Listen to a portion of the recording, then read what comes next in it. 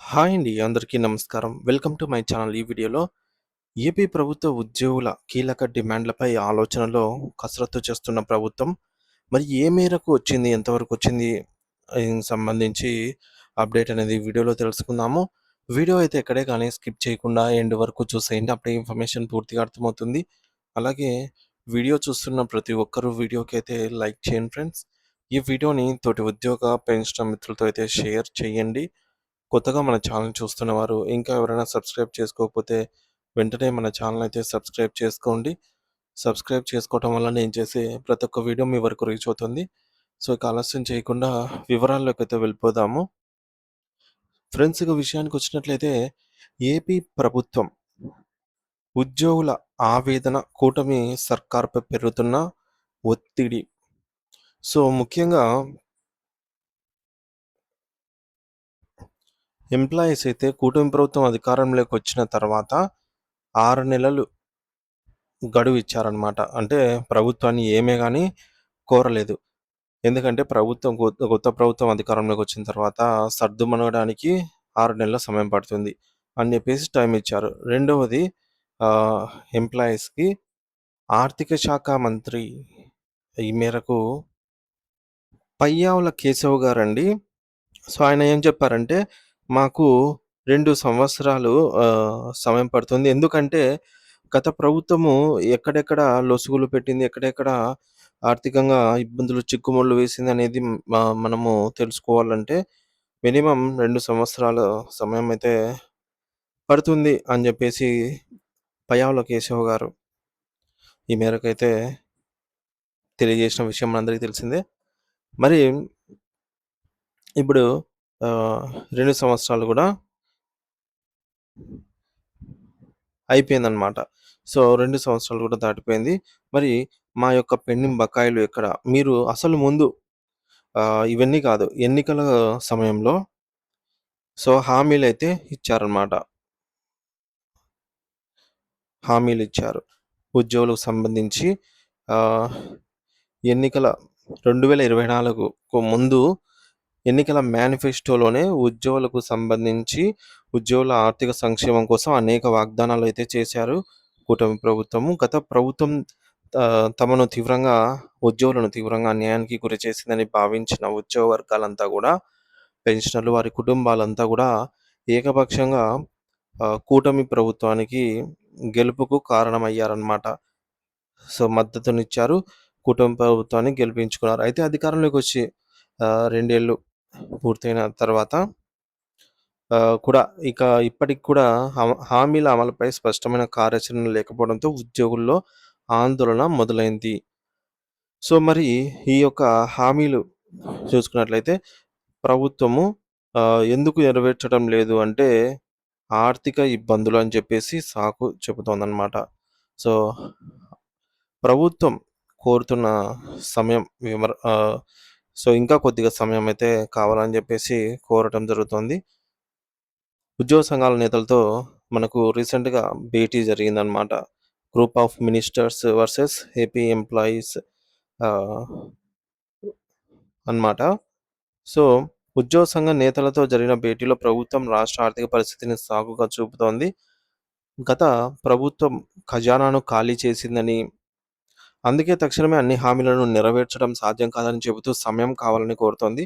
కానీ ఉద్యోగులు మాత్రం కనీసం న్యాయపరంగా సో ఇప్పుడు ఉద్యోగులకు న్యాయంగా రావాల్సినటువంటి ప్రతి 6 నెలలకోసారి డిఏ, 5 ఏళ్లకోసారి రావాల్సినటువంటి పీఆర్సీ, ఒకవేళ పీఆర్సీ ఆలస్యమయ్యే క్రమంలో ఐఆర్, మధ్యంతర భృతి, అలాగే రిమైనింగ్ అన్నీ కూడా రావాల్సినవి అవైనా విడుదల చేయొచ్చు కదా! అదైనా విడుదల చేయాలి కదా! గత ప్రభుత్వం పెట్టిన అప్పులను మీరు తీర్చలేకపోయినా కనీసం న్యాయపరంగా రావాల్సినటువంటి పీఆర్సీ, డిఏ ఇవైనా రావాలి కదా! అని చెప్పేసి క్వెషన్ చేస్తున్నారు. కానీ కూటమి ప్రభుత్వం ఎన్నికల మేనిఫెస్టోలో ఇచ్చినటువంటి హామీ ఏంటంటే ఐఆర్ ప్రకటిస్తామని చెప్పేసి అన్నారు. మరియు మెరుగైన పీఆర్సీ అయితే ఇస్తాము అని చెప్పేసి కూడా ప్రకటించినటువంటి ప్రభుత్వము ఇప్పుడు ఈ యొక్క విషయంలో సందిగ్ధత నెలకొంది.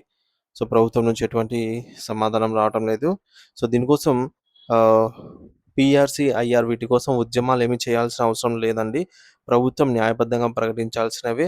కానీ ప్రస్తుతం ఏపీలో 12వ పీఆర్సీ గడువు ముగిసి దాదాపుగా 3 ఇయర్స్ అయితే అవుతోందనమాట. పీఆర్సీ గడువు ముగిసి. అయినా గూడా కొత్త కమిషన్‌ను కూడా వేయకపోవడం మరియు ఐఆర్ ప్రకటించకపోవడంపై ఉద్యోగ వర్గాల్లో తీవ్ర అసహనం అయితే వ్యక్తమవుతోంది. ఇవన్నీ ఇలా ఉండగా రీసెంట్‌గా జరిగినటువంటి గ్రూప్ ఆఫ్ మినిస్టర్స్ భేటీలో కూడా ఏం పెద్దగా నిర్ణయాలేమి తీసుకోలేదు. నిర్ణయాలను కూడా ముఖ్యమంత్రి నారా చంద్రబాబు నాయుడు గారి దృష్టికి తీసుకెళ్ళి ఈ నెల జూలై 21వ తేదీన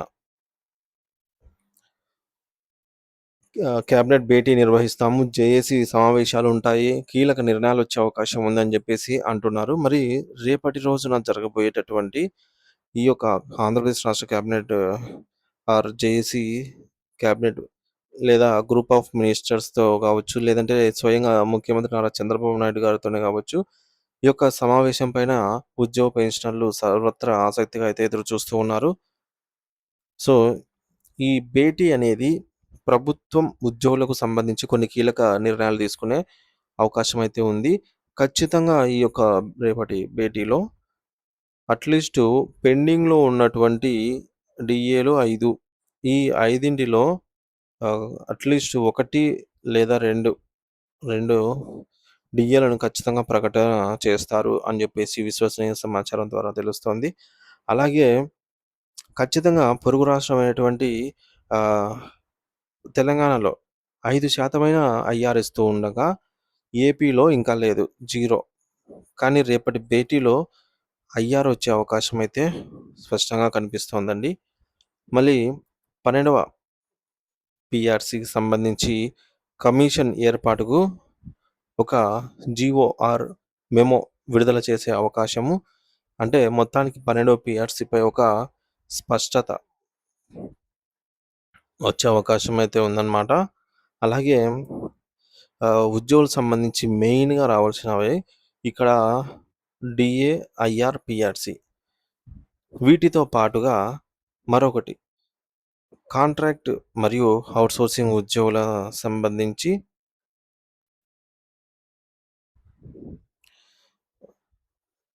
ఔట్‌సోర్సింగ్